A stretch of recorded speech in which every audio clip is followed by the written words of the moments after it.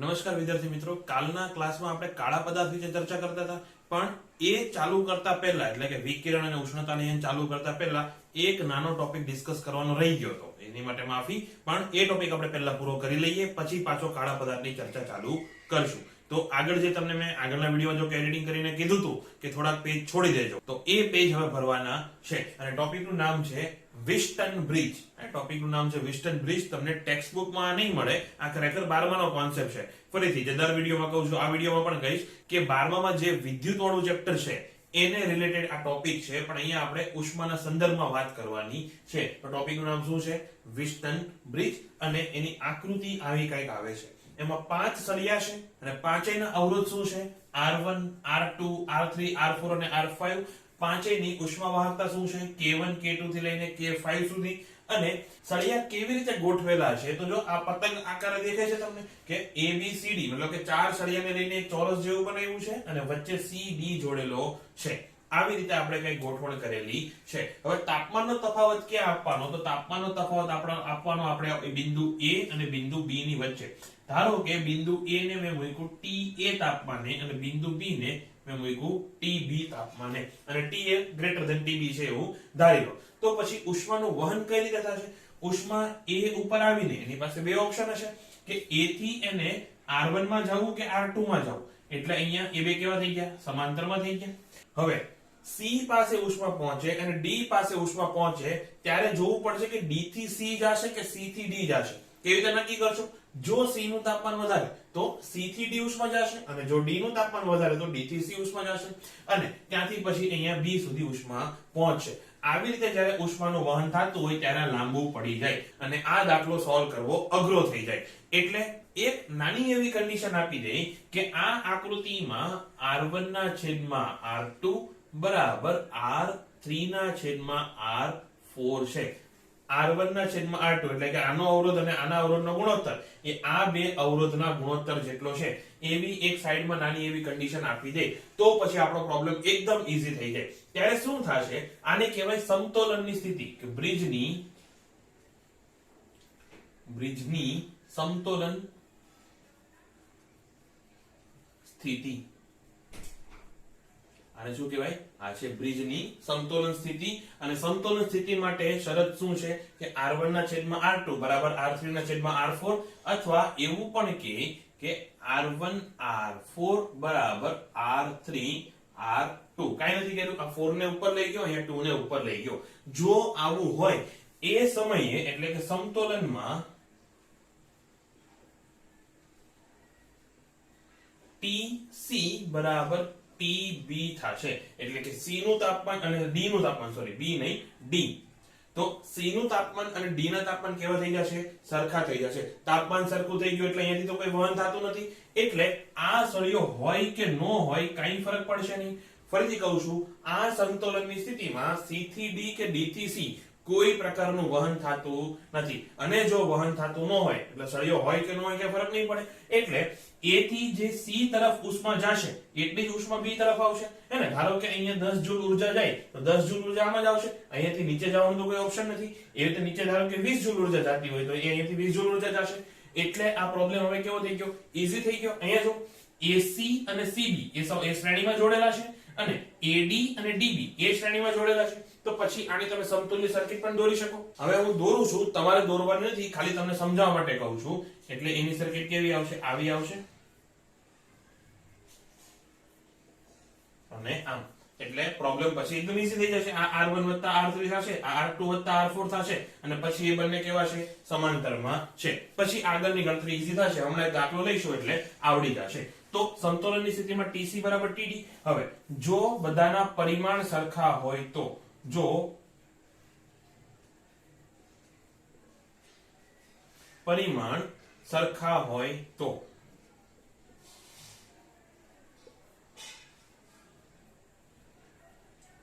જો બધા સળિયાના પરિમાણ સરખા હોય તો શું થશે? એટલે કે A અને L સરખા, આડછેદનું ક્ષેત્રફળ અને લંબાઈ સરખી. તો R1 ના છેદમાં R2 બરાબર K1 ના છેદમાં K2 લખાય, હે ને? તો સમતોલનનું શરતમાં શું આવશે? સમતોલનની શરત એમાં શું થઈ જશે? K1 ના છેદમાં K2 બરાબર k1 ના છેદમાં k2 બરાબર k3 ના છેદમાં k4. પણ આવું ક્યારે? પરિમાણ સરખા હોવા જોઈએ, નહીતર પછી નહીં આવી શકે. તો પછી r નું સૂત્ર લેવું પડશે. પરિમાણ સરખા હોય તો LA ઉડી જશે, એટલે આ સૂત્ર બેસશે. તો વિલ્સન બ્રિજની થિયરી અહીંયા પૂરી. હવે એનો દાખલો જોઈએ પછી એકદમ ક્લિયર થઈ જશે. તો રકમમાં એવું છે, સમાન પરિમાણના જુદા જુદા દ્રવ્યના બનેલા 5 સળિયાને આકૃતિમાં દર્શાવ્યા મુજબ જોડેલા છે. તો ગોઠવણની પરિણામી ઉષ્મા વાહકતા શોધવાનું છે. ગોઠવણની પરિણામી ઉષ્મા વાહકતા શોધવાનું છે. 5 સળિયાની ઉષ્મા વાહકતા આપેલી છે અને પરિમાણ બધાના સમાન છે, એટલે એ એક આપણે સારું રહેશે. તો પહેલા જોવાનું કે બેલેન્સ કન્ડિશન છે કે નહીં, હે ને? અહીંયા સમતોલનમાં છે. તો પહેલા શું ચેક કરવાનું? પરિમાણ સરખા છે? હા છે. પરિમાણ સરખા હોય તો પછી k માં આપણે બેલેન્સ કન્ડિશન લગાવી શકીએ. એ બેલેન્સ કન્ડિશન શું હતી? તો કે k1 ના છેદમાં k2. k1 એટલે કોણ? ab. એટલે kab ના છેદમાં kad. kab ના છેદમાં kad બરાબર kbc ના છેદમાં kdc. આવું થાય છે? જોવો તો જરા. kab ના છેદમાં kd એટલે શું છે? 3 ના છેદમાં 4 બરાબર 6 ના છેદમાં 8 આવું થશે, હે ને? એટલે આ બે સરખા છે. તો હા, આ કન્ડિશન પણ બેલેન્સ થાય છે. એટલે કે BD માંથી કોઈ પણ ઉષ્માનું વહન થશે નહીં. એટલે HBD એટલે હેપી બર્થડે નહીં, HBD એટલે BD માંથી પસાર થતી ઉષ્મા એકમ સમયમાં એ કેટલી થશે? એ 0 થશે. ચલો અહીંયા લખો એટલે જગ્યા ઓછી રોકાય. તો માટે HBD બરાબર 0 આવું થશે. હવે જો આમાંથી ઉષ્માનું વહન ન થતું હોય તો આ 7.5 હોય કે 7500 હોય કે 75 લાખ હોય, કાઈ ફરક પડે ખરો? ના. એટલે આને આપણે સર્કિટમાંથી પહેલા જ કાઢી નાખો.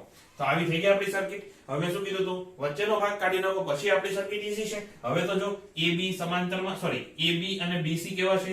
શ્રેણીમાં છે. AD અને CD કેવા છે? એ શ્રેણીમાં છે. અને ઉપર ABC અને ADC એ કેવા છે? સમાંતરમાં. તો હવે પ્રોબ્લેમ ઈઝી છે, ગણતા આવડશે. પોઝ કરીને એક વખત ગણવાની કોશિશ તો કરો, પછી હું તો છું જ.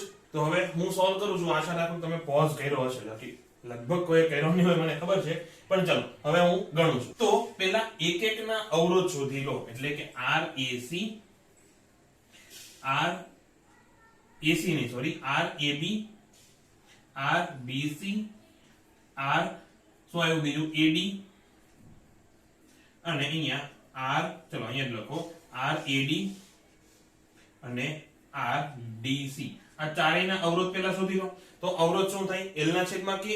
લંબાઈ બધાની સરખી, ખાલી K જ અલગ અલગ છે. તો RAB બરાબર થશે L ના છેદમાં 3Ka. અહીંયા L ના છેદમાં 4Ka. અહીંયા L ના છેદમાં 6Ka અને અહીંયા L ના છેદમાં 8Ka. આવું થશે. આ ચારેયના અવરોધ મળી ગયા. હવે આપણને ખબર છે AB અને BC કેવા છે? સમાંતરમાં. તો RABC એટલે કે આટલા ભાગનો સમતુલ્ય અવરોધ એ કેટલો થશે? RAB વત્તા RBC થશે, શ્રેણીમાં જ છે. તો RAB વત્તા RBC આ કેટલો થશે? એ L/3Ka વત્તા L/4Ka. સોરી, એક અહીંયા ગડબડ થઈ ગઈ છે. આ RBC નથી, L/4Ka શું થશે? RCD થશે. આ શું થશે? સોરી, AD થશે. RAD અને RBC અહીંયા છે, એટલે આ થશે RBC. બાકી તો બરોબર છે. હા, તો અહીંયા RBC કેટલા આવશે? L/6Ka થશે. અને આનું હવે ડાયરેક્ટલી હું લખું છું કે બરાબર કેટલા થશે? અહીંયા લખો એટલે જગ્યા પાછી ઓછી રોકાય. ચલો અહીંયા એક્સ્ટ્રા લખી નાખશું, અહીંયા લીટી નાની. હા, તો આ કેટલા થશે? L/2Ka. આ તમે સાદુરૂપ આપીને ચેક કરી લેજો, જવાબ આવી જશે L/2Ka. એવી રીતે હું ડાયરેક્ટ લખવાનો છું RADC. એના બરાબર શું થશે? એ થશે RAD વત્તા RDC. અને કિંમત મૂકો, અને કિંમત મૂક્યા પછી હવે ડાયરેક્ટ લખું છું કે RADC બરાબર થશે 3L/8Ka. તમારે ડાયરેક્ટ લખવાનું નથી, આવી રીતે સ્ટેપ્સ ફોલો કરીને ચેક કરવાનું છે. કારણ કે જો મેથેમેટિકલી તમને આવડી તો જશે, પણ ઘણા બધાને એક્સપિરિયન્સ હશે ને કે એક્ઝામમાં આમ આવડતું હોય પણ નેગેટિવ માર્કિંગ શું કામ થાય? મેથેમેટિક્સમાં નાનો પ્રોબ્લેમ થઈ જાય. એટલે મેથેમેટિક્સમાં નાના પ્રોબ્લેમ ન થાય એટલે આવી રીતે છોડી નહીં દેવાનું. હવે તો ગણિત જ છે ને, એ તો આવડશે. સરવાળા બાદબાકી કરતા કોને ન આવડે? પણ સરવાળા બાદબાકી સ્પીડમાં અને સાચી રીતે કરવાની પ્રેક્ટિસ હોવી પડશે. એટલા માટે અત્યારે તમે પ્રોપરલી ગણજો. હે, ભલે તમને આવડતું હોય પણ એ આવડેલી વસ્તુમાં પણ નાની નાની ભૂલ કેમ ન થાય એની આપણે પ્રેક્ટિસ કરવાની છે. તો આનો જવાબ કેટલો આવશે? 3l/8ka. અને હવે RADC અને RADC કેવા છે? સમાંતરમાં છે. એટલે પરિણામી અવરોધ, એટલે હું આને કહી દઉં RAC. જો પરિણામી અવરોધ હોય તો એનું સૂત્ર શું થાય? તો 1/RAC બરાબર થાય ને 1/RABC વત્તા 1/RADC. અહીંયા પાછી કિંમત મૂકો, પણ ભૂલતા નહીં અહીંયા તો ડાયરેક્ટલી l/2ka નહીં ઠોકી દેતા, વ્યસ્ત કરવાનો છે આનો. તો 2ka એના છેદમાં l વત્તા 8ka એના છેદમાં 3l. અને આનું સાદુરૂપ આપશો તો r બરાબર આવશે, RAC બરાબર આવશે 3l ના છેદમાં 14ka. ફરીથી અહીંયાથી અહીંયા તમે ડાયરેક્ટ નહીં પહોંચી જતા, તમારે પ્રેક્ટિસની જરૂર છે. તમારે શું, મારે પ્રેક્ટિસની જરૂર પડે. ઘણી વખત હું પણ આવી નાની નાની મિસ્ટેક કરી નાખું છું, પણ મારે એક્ઝામમાં નથી બેસવાનું. મારે 1 કલાકમાં 45 કે 25 સવાલ નથી સોલ્વ કરવાના. એટલે મારે કદાચ થોડીક મિસ્ટેક થશે તો હું સુધારો કરી લઈશ તો ચાલી જશે. તમારે મિસ્ટેક થશે તો 1000-2000 જેટલા રેન્કનો ફરક પડી જશે. એટલે તમે એટલીસ્ટ થોડી પ્રેક્ટિસ કરજો. તો હવે આ થઈ ગયો પરિણામી અવરોધ, હે ને? હવે આનો પરિણામી સળિયો શોધવાનો છે. પરિણામી સળિયો એટલે શું?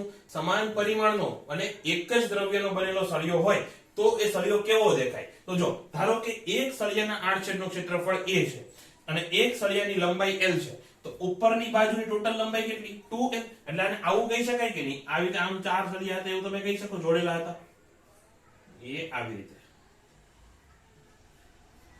આવું કહેવાય ને. આની લંબાઈ l, આનું આડછેદનું ક્ષેત્રફળ a, એવી રીતે બધાની લંબાઈ l અને આડછેદનું ક્ષેત્રફળ a.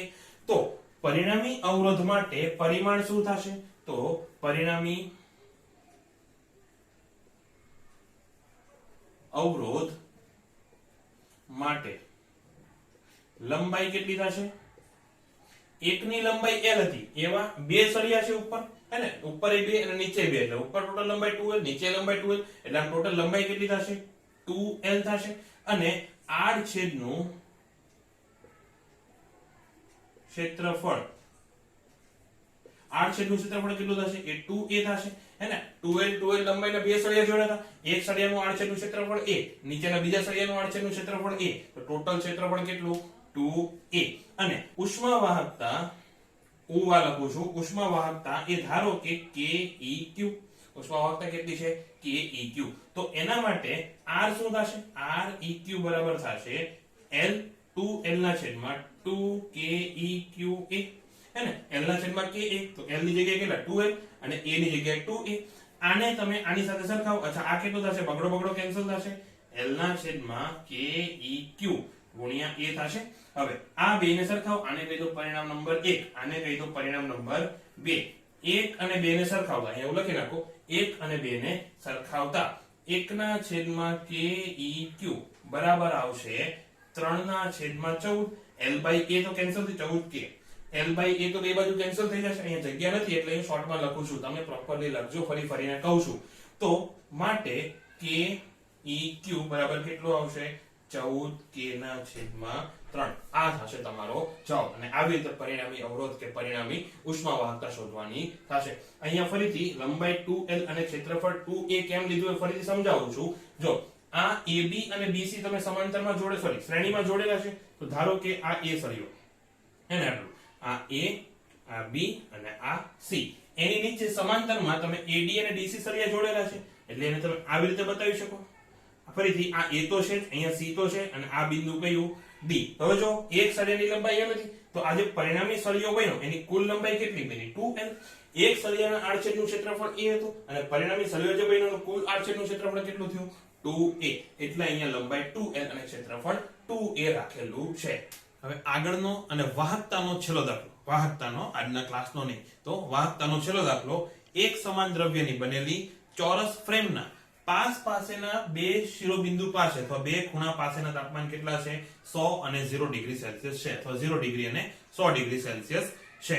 તો તેની તમામ બાજુમાંથી ઉષ્માનો વહન દર તથા અન્ય બે ખૂણા પાસે તમારે તાપમાન શોધવાના છે. એટલે કે આમાંથી જો ઉષ્માનું વહન કેવી રીતે થશે, અહીંયા તમે 100 ડિગ્રી રાખ્યું છે, અહીંયા 0 ડિગ્રી રાખ્યું છે, મતલબ અહીંયાથી કોઈ ઉષ્મા આવતી હશે અને અહીંયાથી ઉષ્મા બહાર જતી હશે. હવે એક તો A થી D માં ઉષ્માનું વહન થશે, એટલે કે ઉષ્માનો વહન દરની દિશા આવી હશે, હે ને? એને તમે ધારો કે કહી દો H1. હવે A થી B તરફ એક ઉષ્મા જતી હશે, એને તમે કહી દો H2, એટલે આ કેટલું થઈ ગયું H2. હવે અહીંથી જે ઉષ્મા આવે છે એની પાસે બે ઓપ્શન હતા, યા તો તું D બાજુ જા યા તો B બાજુ જા, એટલે આ બે અહીંયા ઉષ્માનું શું થઈ ગયા, બે ફાટા પડી ગયા. પણ B પાસે પહોંચ્યા પછી કોઈ ઓપ્શન છે B થી એને સીધું C ઉપર જ જવું પડશે, અને C પાસે પહોંચીને પણ કોઈ ઓપ્શન નથી, C થી સીધું D પાસે જવું પડશે. એટલે હવે અહીંયાથી આ વહન દર કેટલો હશે, એ પણ H2 હશે, અને આ વહન દર પણ કેટલો હશે, H2 હશે. એટલે મેં ઉષ્મા પાસે કોઈ ઓપ્શન છે કે નહીં એ લઈને સમજાવ્યું. તો હવે તમે સમજી તો ગયા જ હશો કે કોણ સમાંતરમાં છે અને કોણ શ્રેણીમાં. AB, BC અને CD આ શેમાં આવશે, એ આવશે શ્રેણીમાં, અને એ આખી શ્રેણી વાળી બ્રાન્ચ છે એ AD સાથે શેમાં આવશે, સમાંતરમાં આવશે, હે ને? કારણ કે અહીંયા A પાસે આવેલો તો ઓપ્શન હતા, D પાસે જાવ કે B પાસે, એટલે આ બે શું થઈ ગયું, સમાંતરમાં, અને આ આખી શું થઈ ગઈ, શ્રેણીમાં. તો હવે જો એનું સમતુલ્ય સર્કિટ દોરવા જાવ તો આવી કઈક સર્કિટ બનશે. અચ્છા ચલો એ પછી સમજાવું. અહીંયા અવરોધ AD, ધારો કે આ અવરોધ કયો છે, A અને D વચ્ચે અવરોધ હોય એ, અને એના સમાંતરમાં કોણ છે, તો એના સમાંતરમાં આ ત્રણ ભાઈ છે. એ કોણ, તો એક આ, બીજો આ, અને ત્રીજો આ, અને આ થઈ ગઈ તમારી સર્કિટ પૂરી. ચલો અહીંયા નીચે દોરી દો, આ થઈ ગઈ તમારી સર્કિટ પૂરી. અહીંયા બિંદુ કયું છે, આ બિંદુ A અને આ બિંદુ D. અહીંયા આ અવરોધ એટલે કયો, AB અવરોધ, એટલે કે એની આજુબાજુમાં બિંદુ કોણ આવશે, A અને B આવશે, અહીંયા C અને આ D. આ રીતે એનો સમતુલ્ય અવરોધ બનશે. એટલે કે અહીંયાથી જે ઉષ્મા આવતી હોય અહીંયા કેટલી ઉષ્મા જશે, H1, અને અહીંયા કેટલી ઉષ્મા જશે, H2. એટલે કે આખામાં થઈને ઉષ્મા કેટલી આવશે, H2. તો હવે અહીંયા HAD એટલે કે AD માંથી પસાર થતી ઉષ્મા બરાબર H1 લઈ લો, અને HAB બરાબર HBC બરાબર HCD. આવું થશે. આ ત્રણેયની ઉષ્મા સમાન હશે, ઉષ્મા નહીં, ઉષ્મા વહન દર, અને એ કેટલો હશે, H2 બરાબર. આટલું ક્લિયર. બીજી વાત, આ ચારેયના અવરોધનું શું, તો ચોરસ છે એટલે લંબાઈ સમાન, અને ક્ષેત્રફળ પણ સમાન જ ધારી લો, અને સમાન દ્રવ્યના બનેલા છે એટલે K પણ સમાન, તો બધાના અવરોધે સમાન હશે. R બરાબર શું થાય, L ના છેદમાં K, બધું જ સરખું છે. એટલે જો આ અવરોધ R હોય તો બધા અવરોધ કેટલા, R, R અને R. હવે આ નીચેની બ્રાન્ચની વાત કરો તો, અચ્છા જનરલી એક વાત કહું તો H નું સૂત્ર શું આવે, H બરાબર આવે તાપમાનનો ફેરફાર છેદમાં R. તો હવે નીચે એટલે ખાલી AD ની વાત કરો તો H કેટલો આવશે, તો H1 બરાબર આવશે તાપમાનનો ફેરફાર કેટલો છે, 100 ડિગ્રી છેદમાં R. તો H1 બરાબર કેટલા થશે, 100 ના છેદમાં R, અને H2 બરાબર K2 નહીં, H2 બરાબર કેટલા થશે, તો A અને D ની વચ્ચે એટલે કે ABCD વાળી બ્રાન્ચમાં, એટલે કે આ આખામાં ટોટલ અવરોધ કેટલો છે, તો કે R વત્તા R વત્તા R 3R. તો આ કેટલું થશે, તાપમાનનો તફાવત તો 100 નો 100 છે ને, A અને D વચ્ચેનો તાપમાનનો તફાવત જોવાનો, એ કેટલો છે, 100 નો 100 છે, અને એની નીચે અવરોધ કેટલો છે, 3R. આવું થશે. તો આપણને બધી જ બાજુમાંથી ઉષ્માનો વહન દર તો મળી ગયો. આમાંથી ઉષ્માનો વહન દર કેટલો, 100 ના છેદમાં R, અને બાકીની ત્રણ બાજુમાંથી ઉષ્માનો વહન દર કેટલો, 100 ના છેદમાં 3R. હવે એક્સ્ટ્રા ઇન્ફોર્મેશન આપું છું, નોટ્સમાં પણ એક્સ્ટ્રા કરીને એમ લખેલું છે કે બંનેનો રેશિયો પૂછે તો તમને ખબર છે, જો ડેલ્ટા ટી તો સમાન છે ABCD માં અને AD માં, ડેલ્ટા ટી કેટલો છે, 100 તો H ઇન્વર્સલી પ્રોપોર્શનલ ટુ R એવું લખાય ને, કે H એ R ના વ્યસ્ત પ્રમાણમાં છે. તો H1 upon H2 બરાબર શું થશે, R2 upon R1 થશે. ચલો એક્સ્ટ્રા લખી જ નાખો અહીંયા, H1 upon H2 બરાબર R2 upon R1. R2 એટલે ઉપરનો કુલ અવરોધ, એ કેટલો છે, 3R, એના છેદમાં R, એટલે જવાબ કેટલો આવશે, 3. અને આટલે સુધી ગણ્યું હોય તો સિમ્પલી H2 upon H1 કરી નાખો તો એ તમારો જવાબ 3 આવી જશે. તો આ પ્રવાહ તો મળી ગયા, વિદ્યુતનો ઉષ્માનો વહન દર તો આપણને ખબર પડી ગઈ. હવે શોધવાનું છે કે B અને C એટલે કે બાકીના બે ખૂણા પાસે તાપમાન કેટલા હોય એ. એટલે કે નીચેની બ્રાન્ચ તો કઈ કામ નથી, હવે ઉપરની બ્રાન્ચ આને જ રમવાનું છે. તો આકૃતિ માટે હું અલગથી દોરી દઉં તો એ આવી કંઈક થશે. આ R, આ પણ R, અહીંયા તાપમાન 100 અને અહીંયા તાપમાન 0 ડિગ્રી સેલ્સિયસ આવું છે. હવે આ રીતે હોય તો હવે તમને તાપમાન શોધતા આવડે છે ને. એક દાખલો આપણે આગળ પણ કર્યો હતો કે જો મારે આ બિંદુ પાસે તાપમાન શોધવું હોય તો આની સમતુલ્ય સર્કિટ નું આવી રીતે દોરી શકું. આની એક બાજુવાળા અવરોધ બધા ભેગા કરો તો એક જ છે એટલે R થશે, અને આની આ બાજુવાળા અવરોધને ભેગા કરો તો એ અવરોધ કેટલો થશે 2R થશે. અને તમને ખબર છે કે આમાંથી વહન દર અને આમાંથી વહન દર તો સમાન જ છે. આને આપણે કેટલો H2 કીધો છે ને, તો H2 કેટલો થશે ડેલ્ટા TB. ડેલ્ટા TB કેટલું થશે ડાયરેક્ટ જ લખો કે 100 માઈનસ TB છેદમાં અવરોધ કેટલો R બરાબર TB માઈનસ 0 છેદમાં 2R. આવી રીતે કરીને તમે ટીબી શોધી શકો. એવી જ રીતે અહીંયા તમે ટીસી શોધી શકો, હે ને. અહીંયા હવે હું આગળ ગણવાનો નથી હો, તમે સોલ્યુશન મોકલેલું છે એ રીતે કરવું હોય તો પણ વાંધો નહીં. એમાં એક નવી મેથડ આપેલી છે, તો ચલો નવી મેથડ થી કરાવી દઉં છું. આ જૂની મેથડ થી આવી રીતે આન્સર આવશે. તો નવી મેથડ જે તમને મેં નોટ્સમાં મોકલી છે એ શું કહે, તો H નું સૂત્ર આવું છે, તો HAB. HAB એટલે શું, આમાંથી પસાર થતી ઉષ્મા એટલે H2 જ ને. એક એનું સૂત્ર શું થાય તો કે ડેલ્ટા ટી. ડેલ્ટા ટી એટલે કોણ, પાછું A અને B વચ્ચે તાપમાનનો તફાવત છેદમાં અવરોધ, તો અવરોધ તો R જ છે. તો આનું સૂત્ર શું બેસશે, HAB એટલે કેટલા 100 ના છેદમાં 3R. 100 ના છેદમાં 3R બરાબર તાપમાનનો તફાવત કેટલો 100 માઈનસ TB ને. ધારો કે અહીંયા તાપમાન TB હોય તો 100 માઈનસ TB એના છેદમાં આ અવરોધ કેટલો છે R છે, તો એના છેદમાં R. આ R કેન્સલ થઈ જશે તો અહીંયા તમારી પાસે વધશે કે 100 બરાબર 300 માઈનસ 3TB માઈનસ 3TB. તો TB બરાબર કેટલા આવશે, એ આવશે 200 ના છેદમાં 3. 200 ના છેદમાં 3 અથવા 66.66 ડિગ્રી સેલ્સિયસ. 200 ના છેદમાં 3 ડિગ્રી સેલ્સિયસ. આવી જ રીતે તમારે TC શોધવાનું છે. અહીંયા હવે HTC લઈ લો, તો HTC બરાબર ડેલ્ટા T એના છેદમાં R. HTC એટલે પાછો આ H2 જ ને. તો HTC સોરી HTC નો કહેવાય HCD.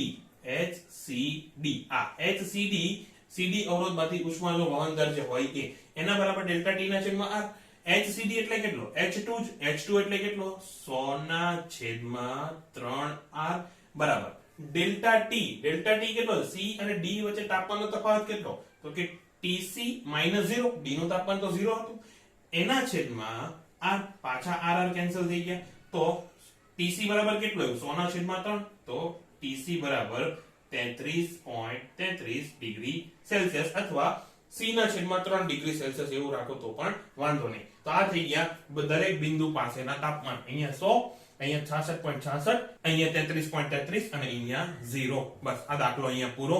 વાહકતા ખરેખર સાચું એકદમ સાચું કહું છું, હવે વાહકતા ખરેખર પૂરી થઈ ગઈ હે ને. આટલું થોડુંક રહી ગયું હતું એના માટે સોરી. હવે પાછું આપણે બ્લેક બોડી રેડિયેશન એટલે કાળા પદાર્થનું જે વિકિરણની ચર્ચા કરતા હતા એની ઉપર જઈએ. હવે આગળનો ટોપિક છે એટલે કે બ્લેક બોડી પછીનો ટોપિક છે, એનું નામ છે સૌર અચળાંક. કદાચ દેખાતું નહીં હોય લાઇટના કારણે, હું કહી દઉં છું શું લખ્યું છે. સૌર અચળાંક અને સૂર્યનું તાપમાન. સૌર અચળાંક અને સૂર્યનું તાપમાન. હવે જો આપણે સૂર્યનું તાપમાન માપવું હોય, તમે ક્યાંક જોયું હશે કે આગળના ધોરણમાં ક્યાંક વાત ભણવામાં આવ્યું હોય તો વાંચ્યું હશે કે સૂર્યનું તાપમાન કેટલું છે, લગભગ 6000 કેલ્વિન, અથવા જો તમે એકદમ પ્રિસાઇઝલી બોલો તો 5700 કેલ્વિન જેવું થાય છે. હવે માપવું કેમ, ત્યાં કે થર્મોમીટર અડાડવા તો જવાય નહીં. તો એની મેથડ છે આ, એ શું છે, સૌર અચળાંકનો ઉપયોગ કરીને આપણે સૂર્યનું તાપમાન માપીએ. એવું કેમ થાય છે એ સમજવા માટે તમારે પહેલા એવું ધારવું પડશે કે સૂર્ય છે એ પરફેક્ટલી બ્લેક બોડી છે, એકદમ પૂર્ણતઃ કાળો પદાર્થ છે, એવું તમારે પહેલા ધારવું પડશે. તો ધારી લો, ધારવામાં શું જાય. તો હવે પહેલા સૌર અચળાંક એટલે શું એ લઈએ. તો 1 મીટર સ્ક્વેર જેટલું પાટિયું લઈને ઉનાળાની ભર બપોરે ધાબા ઉપર જવાનું અને સૂર્યના કિરણો એની ઉપર લંબ રીતે પડે એવી રીતે એને રાખવાનું. એટલે કે ધારો કે આ પાટિયું લઈને તમે ધાબે ગયા અને અહીંયા છે સૂર્ય અને કિરણો આવે છે આવી રીતે, તો પાટિયાને કઈ રીતે રાખવાનું, એની એક્ઝેક્ટ લંબ રૂપે, એક્ઝેક્ટ આવી રીતે લંબ રૂપે એની પર કિરણો પડે એવી રીતે રાખવાનું. કેવું પાટિયું લીધું, 1 મીટર સ્ક્વેર નું, હે ને. અને એમાં 1 સેકન્ડ દરમિયાન જેટલી ઉર્જા એની ઉપર પડે, 1 સેકન્ડ દરમિયાન જેટલી સૌર ઉર્જા એની ઉપર પડે એને કહેવાય સૌર અચળાંક. તો સૌર અચળાંકની વ્યાખ્યા શું થશે, તો સૌર અચળાંકની વ્યાખ્યામાં લખ્યું હોય તો, કારણ કે કોન્સેપ્ટ મહત્વનો છે પણ વ્યાખ્યા કોઈ તમને MCQ માં પૂછવાનું નથી, એટલે જો લખ્યું હોય તો લખો કે સૂર્યના કિરણો લંબ રીતે પડે એવી રીતે પૃથ્વી ઉપર રાખેલા, સૂર્યના કિરણો કઈ રીતે પાડવાના, લંબ રીતે. તો સૂર્યના કિરણો લંબ રીતે પડે એવી રીતે પૃથ્વી ઉપર રાખેલા 1 મીટર સ્ક્વેરના સમતલ ઉપર એકમ સમયમાં પડતી સૌર ઉર્જા, એને શું કહેવાય? સૌર અચળાંક. અને એનું મૂલ્ય કેટલું હશે?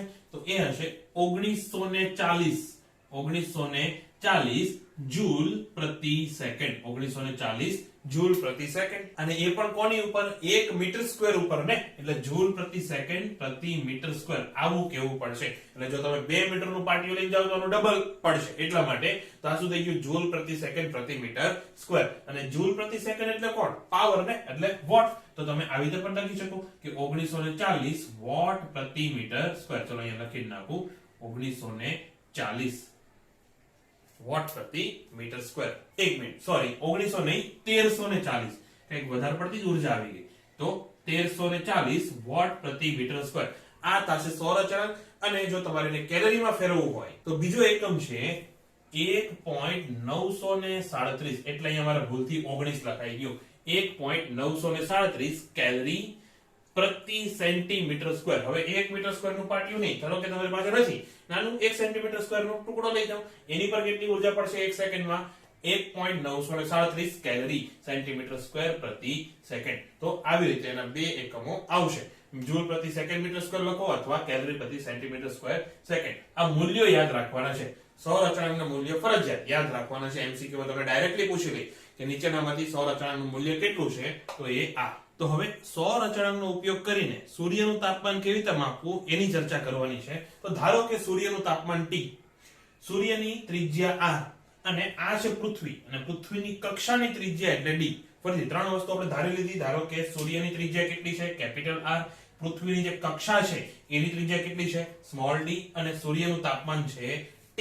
તો સૂર્ય 1 સેકન્ડમાં કેટલી ઉર્જાનું ઉત્સર્જન કરે એ આપણે માપવું છે. તો એકમ સમયમાં કાળા પદાર્થે ઉત્સર્જેલી ઉર્જા, જો આપણે સૂર્યને કાળો પદાર્થ લીધો છે ને, ભૂલતા નહીં હો, તો એકમ સમયમાં કાળા પદાર્થે ઉત્સર્જેલી ઉર્જા એટલે કે E, એનું સૂત્ર શું હતું? સિગ્મા A T⁴ એવું હતું. તો આનું જો તાપમાન T હોય, સૂર્યનું તાપમાન T હોય, તો એકમ સમયમાં કેટલી ઉર્જાનું ઉત્સર્જન કરશે? Sigma A T⁴. આ A એટલે શું? A એટલે ક્ષેત્રફળ. કોનું? તો સપાટીનું ક્ષેત્રફળ. જે કાળો પદાર્થ છે એની સપાટીનું ક્ષેત્રફળ. તો એ કેટલું થશે? એ થશે સિગ્મા 4 પાઈ કેપિટલ R સ્ક્વેર ગુણ્યા T ની 4 ઘાત. આવું થશે. ત્યાં સિગ્મા શું છે? સ્ટીફન બોલ્ટ્ઝમેનનો અચળાંક. T શું છે? સૂર્યનું તાપમાન. કેપિટલ R શું છે? સૂર્યની ત્રિજ્યા. અને 4 પાઈ શું છે? અચળ છે. 4 પાઈ એટલે 4 પાઈ. આને કહી દો સમીકરણ નંબર 1. હવે સૂર્યની 1 સેકન્ડમાં ઉત્સર્જાયેલી ઉર્જા આપણે ખબર પડી ગઈ. હવે પૃથ્વી ઉપર જે ઉર્જા આવે છે એનો ઉપયોગ કરીને સૂર્યએ 1 સેકન્ડમાં કેટલી ઉર્જા ઉત્સર્જેલી હશે એની ગણતરી કરીએ, પછી બંનેને સરખાવી દઈશું. તો જો અહીંયા ઉભેલા વ્યક્તિ પાસે 1 મીટર સ્ક્વેરમાં કેટલી ઉર્જા પડે છે? S. ધારો કે સૌર અચળાંક કેટલો છે?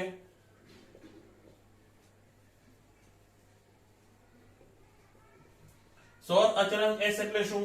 એકમ સમયમાં એકમ ક્ષેત્રફળ દીઠ લંબ રૂપે પડતી ઉર્જા. અને ક્યાં રાખ્યું છે? મંગળ ઉપર કે ચંદ્ર ઉપર? તો પૃથ્વી ઉપર, એટલે કે આ જગ્યાએ.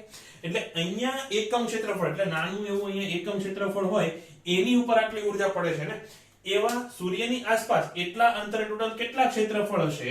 એટલે કે કુલ ક્ષેત્રફળ કેટલું છે? 4 પાઈ d². આ સમજાય છે? ધારો કે સૂર્ય 1 સેકન્ડમાં 100 જૂલ ઉર્જાનું ઉત્સર્જન કરે છે, અને આ d અંતરે ધારો કે મોટો એક ગોળો લઈ લો, પૃથ્વીની જે કક્ષા છે એની ત્રિજ્યા જેટલો મોટો જબર એક ગોળો લઈ લો, તો અહીંથી 100 જૂલ ઉર્જા નીકળશે, એટલે આખા ગોળા ઉપર ટોટલ 100 જૂલ ઉર્જા પડશે. તો ગોળાનું ક્ષેત્રફળ ધારો કે 1000 મીટર સ્ક્વેર. ફરીથી કહું છું, સૂર્યએ કેટલી ઉર્જાનું ઉત્સર્જન કર્યું? 100 જૂલ. અને આ જે મોટો ગોળો લીધો એનું ક્ષેત્રફળ કેટલું છે? 1000 જૂલ. તો આખા ગોળા ઉપર એકમ ક્ષેત્રફળ દીઠ કેટલી ઉર્જા પડશે? તો કે 100 એના છેદમાં 1000. એટલે તમે શું કર્યું કે સૂર્યએ જેટલી ઉર્જાનું ઉત્સર્જન કર્યું હતું એને કેટલી ઉર્જાનું ઉત્સર્જન કર્યું હતું? E નું. એના છેદમાં આ કોનું ક્ષેત્રફળ લીધું? તો કે આ d ત્રિજ્યાનો આખો મોટો ગોળો હોત તો એનું ક્ષેત્રફળ કેટલું હોત? એટલે કેટલું? 4 પાઈ d² થશે. એટલે E ના છેદમાં 4 પાઈ d². આના બરાબર S થઈ ગયું. આ સમજાણું? S શું છે? એકમ સમયમાં એકમ ક્ષેત્રફળ દીઠ d અંતરે પડતી ઉર્જા. એટલે શું થશે? E ના છેદમાં 4 પાઈ d². હવે આશા રાખું કે આ સમજાઈ ગયું હશે. તો E બરાબર શું થશે? સૌર અચળાંકનો ઉપયોગ કરીને આપણે શું ગણતરી કરી કે એકમ સમયમાં સૂર્યએ કેટલી ઉર્જાનું ઉત્સર્જન કર્યું હશે? તો સૌર અચળાંકના હિસાબથી સૂર્યએ 1 સેકન્ડમાં ઉત્સર્જેલી ઉર્જા એટલે કેટલી 4πd² ગુણ્યા s, તો s ગુણ્યા 4πd², અને આને કહી દો સમીકરણ નંબર 2, સમીકરણ અથવા પરિણામ નંબર 2. હવે શું કરવાનું છે? પરિણામ નંબર 1 અને 2 ને સરખાવવાના છે. અહીંયા લખો 1 અને 2 ને સરખાવતા સિગ્મા 4π R² બરાબર s 4πd². 4π કેન્સલ, અહીંયા હજી t વધ્યો ને, અહીંયા t આવશે, આ છે t ની 4 ઘાત વધી હતી, તો t ની 4 ઘાત બરાબર કેટલા થશે? t ની 4 ઘાત બરાબર થશે sd² છેદમાં સિગ્મા R². તો t બરાબર કેટલા આવ્યા? sd ના છેદમાં sd² ના છેદમાં સિગ્મા R² અને આખાની 1/4 ઘાત. હવે જો આ બધાની કિંમત તમે મૂકો એટલે સૌર અચળાંક કેટલો? 1340. d, આ d શું છે? પૃથ્વીની કક્ષાની ત્રિજ્યા ને, એ કેટલી આવે? તો એ આવે 1.5 ગુણ્યા 1011 ઘાત. d બરાબર લગભગ થાય 1.5 ગુણ્યા 1011 ઘાત મીટર.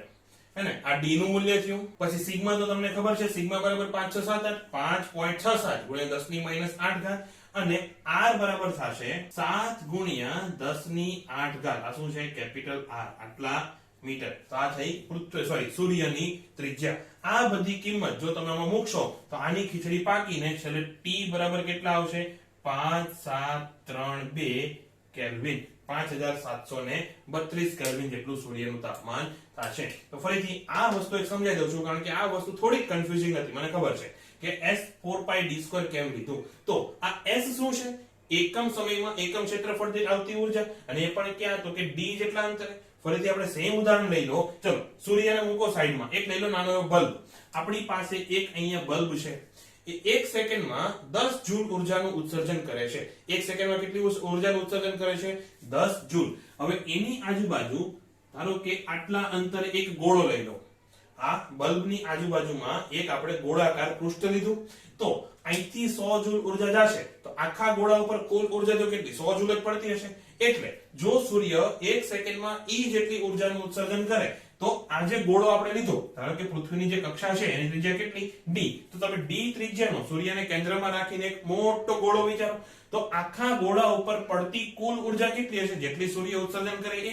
એમાંથી એ ગોળા ઉપર 1 મીટર સ્ક્વેરમાં, એટલે કે ધારો કે આ ગોળા ઉપર 1 મીટર સ્ક્વેરમાં કેટલી ઉર્જા પડશે? તો કે કુલ ઉર્જા જેટલી પડતી હોય એ, એના છેદમાં આ ગોળાનું જે ક્ષેત્રફળ હોય એ. તો અહીંયા E ના છેદમાં ગોળાનું ક્ષેત્રફળ કેટલું? 4πd². એના બરાબર s હતું ને, તો E બરાબર કેટલો આવશે? s ગુણ્યા જે છેદમાં હતું એ ઉપર લઈ ગયા એટલે 4πd². અને બાકીની ગણતરી તો પછી ઈઝી છે, આશા રાખો કે આવડી જશે. તો હવે ઉષ્માનયન અને વિકિરણ વાળો થિયરી ભાગ પૂરો થઈ ગયો. વિકિરણ વાળા થિયરીમાં એક નાનો ટોપિક બાકી છે, એનું નામ છે ન્યૂટનનો શીતનનો નિયમ. પણ એના અલગ પ્રકારે જ અમુક દાખલા બનશે, એટલે એ આપણે છેલ્લે લઈશું. અત્યાર સુધી જે થિયરી ડિસ્કસ કરી ઉષ્માનયન અને વિકિરણ કે બ્લેક બોડીના, એના દાખલા અને અમુક એમસીક્યુ જોઈ લઈએ. ઉષ્માનયનને જાજા એમસીક્યુ જોઈશું નહીં, ઉષ્માનયનની મોટાભાગની થિયરી તમને આપી દીધી છે. તો હવે એક નાનો એવો એમસીક્યુ કરી લઈએ. બાકીના બધા ઉદાહરણ શેના છે? વિકિરણ અને બ્લેક બોડીના છે. તો રકમ એવી છે, અથવા રકમ નો કહેવાય અને સવાલ કહેવાય. તો સવાલ એવો છે, નીચેનામાંથી કઈ ઘટનામાં ઉષ્માનયન ભાગ ભજવતું નથી? આ વસ્તુ તમારી પાસે પીડીએફ છે, એમાં પણ લખેલી છે હો. તો નીચેનામાંથી કઈ ઘટનામાં ઉષ્માનયન ભાગ ભજવતું નથી? એમાં પહેલું છે જમીની અને સમુદ્રની હવાની લહેરો, પછી પાણીનું ઉકળવું, પછી બલ્બના ફિલામેન્ટને કારણે કાચની સપાટીનું ગરમ થવું, અને ભઠ્ઠીની આસપાસની હવામાં ગરમી હોવું. અહીંયા કદાચ થોડું ભૂસાઈ ગયું છે, પણ ભઠ્ઠીની આસપાસની હવામાં એવું એમાં લખેલું છે. તો જમીન અને સમુદ્રની હવાની લહેરો તો મેં તમને કાલના લેક્ચરમાં સમજાવ્યું હતું, એમાં તો ઉષ્માનયન આવવાનું છે. બીજું પાણીનું ઉકળવું. પાણીના ઉકળવામાં શું થશે? આ ધારો કે તમારી પાસે પાત્ર છે, અહીંયાથી તમે એને ગરમ કરો છો, તો નીચેનું પાણી ગરમ થશે, તો નીચેના પાણીનું શું વિસ્તરણ થશે? નીચેના પાણીનું વિસ્તરણ થાય તો એ હલકું થશે, એટલે ગરમ પાણી ઉપર જાય અને ઠંડુ પાણી નીચે આવે. આવો પ્રયોગ તમે નાના એટલે કે 5મા 6ઠાના ધોરણથી જ કરતા આવો છો, તો એ તમને ખબર છે. આમાં શું આવશે? એ પણ ઉષ્માનયન આવશે કે પાણી ગરમ થઈ થઈને ઉપર જતું રહે છે, ઠંડુ પાણી નીચે આવે છે. ત્રીજું છે બલ્બના ફિલામેન્ટને કારણે કાચની સપાટીનું ગરમ થવું. હવે બલ્બનો જે ફિલામેન્ટ હોય અથવા બલ્બ જે હોય એની અંદર આ રીતે ફિલામેન્ટ છે. હવે અંદર શું હોય? પરફેક્ટલી શૂન્યાવકાશ. ભલે 100% શૂન્યાવકાશ શક્ય નથી, પણ બને એટલું શૂન્યાવકાશ કરેલું હોય તો અંદર તો કોઈ તરલ માધ્યમ જ નથી ને, શૂન્યાવકાશ છે. તો શૂન્યાવકાશ હોય ત્યારે ઉષ્માનું વહન કઈ રીતે થાય છે? એ થાય વિકિરણને કારણે. એ કેના કારણે થાય? વિકિરણને કારણે. એટલે જે કાચનો બલ્બ આપણે ગરમ થઈ ગયેલો દેખાય એ શેના કારણે થાય છે? એ થાય છે વિકિરણના કારણે, ઉષ્માનયનના કારણે નહીં.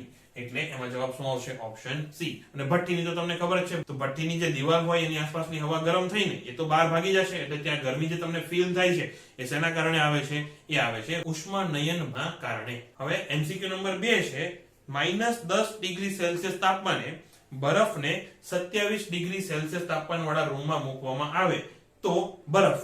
અને આ સવાલ પૂરો. ઓપ્શનમાં એવું છે, કોઈ વિકિરણનું ઉત્સર્જન કરતો નથી, થોડોક વિકિરણ ઉત્સર્જે પણ તેટલા જ મૂલ્યનું શોષણ કરે છે, ઉત્સર્જન કરતા વધારે શોષણ કરે છે, અને શોષણ કરતા વધારે ઉત્સર્જન કરે છે. આવા 4 વિકલ્પ આપેલા છે. તો જો મેં શું કીધું હતું? કોઈ પણ વસ્તુ પોતાના તાપમાનને કારણે ઉત્સર્જન તો કરવાનું જ છે. તો આ ધારો કે બરફ એ તાપમાનને કારણે ઉત્સર્જન કરે છે. હવે તમે 10 ડિગ્રી વાળા બરફને 27 ડિગ્રી વાળા રૂમમાં રાખ્યો છે, મતલબ એનું તાપમાન તો વધવાનું જ છે ને. એ ઉષ્માનું શોષણ કરશે અને ઉત્સર્જન કરશે તો ઉષ્મા ગુમાવશે, શોષણ કરશે તો ઉષ્મા મેળવશે. અહીંયા શું થશે? ઉત્સર્જન તો કરશે પણ સામે શોષણ કરશે, અને શોષણ એ ઉત્સર્જન કરતા વધારે હશે. એટલે નેટ કુલ શું કરે છે? શોષણ કરે છે. હું એવું નહીં કહું કે ઉત્સર્જન નથી કરતો, ઉત્સર્જન તો કરે જ છે પણ સામે શોષણ કરે છે, અને શોષણ ઉત્સર્જન કરતા વધારે કરે છે. એટલે શું થશે? ધીમે ધીમે એનું તાપમાન વધશે પણ ઉત્સર્જન તો થશે જ. એટલે અહીંયા જવાબ શું આવશે? શોષણ કરતા ઉત્સર્જન વધારે કરે છે. હવે આગળનો અને છેલ્લો દાખલો લખો. 10 સેન્ટીમીટર બાજુવાળા ચોરસ પદાર્થને ગરમ કરતા ઉત્સર્જાતા વિકિરણનો દર 1134 વોટ છે. એટલે કે એકમ સમયમાં ઉત્સર્જન E કેટલું છે? 1134, 1300 નહીં, 1134 વોટ છે. આ એકમ સમયમાં ઉત્સર્જાતું વિકિરણ છે, અથવા ઉત્સર્જાતી ઉષ્મા અથવા ઉર્જા છે, અથવા એકમ સમયમાં ઉત્સર્જાતી ઉષ્મા છે. તો પદાર્થનું તાપમાન આપણે શોધવાનું છે. જો એનું ક્ષેત્રફળ કેટલું થશે? ક્ષેત્રફળ બરાબર આવશે 10 ગુણ્યા 10, પણ સેન્ટીમીટરમાં છે ને, એટલે ગુણ્યા 10⁻⁴ મીટર સ્ક્વેર. એટલે કેટલું થશે? 0.01, અથવા ડાયરેક્ટલી લખો તો 10⁻² મીટર સ્ક્વેર. હવે E નું સૂત્ર શું છે? તાપમાન શોધવું છે તો E તાપમાન અને ક્ષેત્રફળ આવું આવે એવું સૂત્ર શું છે? તો કે E બરાબર સિગ્મા A T⁴. અહીંયા હજી એક સ્મોલ e આવે, પણ રકમમાં એવું પણ કીધું છે કે પદાર્થને સંપૂર્ણ કાળો પદાર્થ ધારવાનો છે. સંપૂર્ણ કાળા પદાર્થ માટે E બરાબર 1 હતું, તો અહીંયા E બરાબર 1 થઈ જશે, લખવાની જરૂર નથી. તો T ની 4 ઘાત શોધવી છે ને, તો T ની 4 ઘાત બરાબર E કેટલો છે? 1134 ગુણ્યા સિગ્મા નું કિંમત તો યાદ રહી ગઈ છે 5 6 7 8, તો 5.67 ગુણ્યા 10⁻8 ગુણ્યા એ કેટલો છે? 10⁻2. હવે આનો તમે ભાગાકાર ગુણાકાર કરશો, છેલ્લે ચતુર્થમૂળ લેશો, એટલે જવાબ આવશે લગભગ 1189 કેલ્વિન. જવાબ કેટલો આવશે? 1189 કેલ્વિન. તો બસ આજનો ક્લાસ અહીંયા પૂરો. આશા રાખું કે તમને કંઈક મજા આવી હશે, અને આવતા ક્લાસમાં લગભગ આ ચેપ્ટર પૂરું થઈ જશે. પૂરેપૂરી કોશિશ કરીશ આવતા ક્લાસમાં ચેપ્ટર પૂરું કરવાની, અને એની પછી આપણે થર્મોડાયનેમિક્સ વાળું ચેપ્ટર ચાલુ કરવાનું છે. આજનો ક્લાસ અહીંયા પૂરો. Bye bye.